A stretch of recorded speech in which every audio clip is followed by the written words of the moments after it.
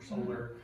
Did want to, just since I was in the area, stop by and thank you all for the time you spent reviewing the proposal and all the feedback we've received, not only from you all, but from members of the community. We did make a hard decision to withdraw that application today with the intent of, putting pen back to paper, modifying it, and making it something that making it an application we think will be better reflective of the neighbors' wishes, county's wishes, and still something that'll be kind of a win-win scenario. My name is Skylar. I'm here on behalf of Energix, a nonprofit that my colleague and I co-founded to bring a conservative voice to clean energy conversations happening across Virginia, with an eye for property rights, your right to use your property how you see fit, as long as you're not adversely affecting your neighbor. Was here to speak briefly on Piney River, but we'll save those remarks. It's very notable that it's proposed in a brownfield. That is what counties will go after all the time when looking for projects to site. If it's not taking up forest land or if it's not taking up farmland, brownfields are what everybody almost unanimously agrees are good spots for solar, because there usually isn't a higher and better use. I appreciate the county's diligent work on solar projects to date. I know you've permitted 2 so far, so I really appreciate that.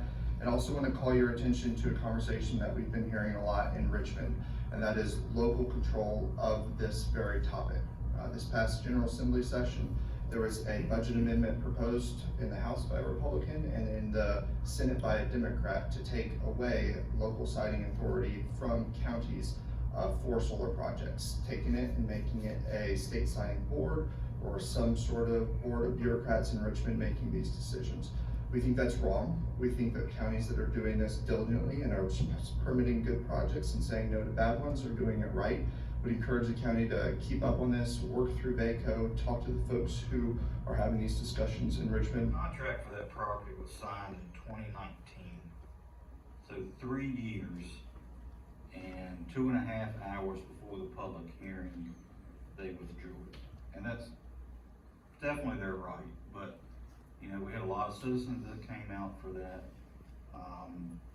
So I would ask for our county staff and our county attorney to look at ordinances that set a time frame before the board meeting where petitioners can ask to either postpone or withdraw their petitions if possible. Just to go through all of that, have the citizens come out, and then they just pull it. It just kind of sets me a little wrong. So I'd appreciate it if you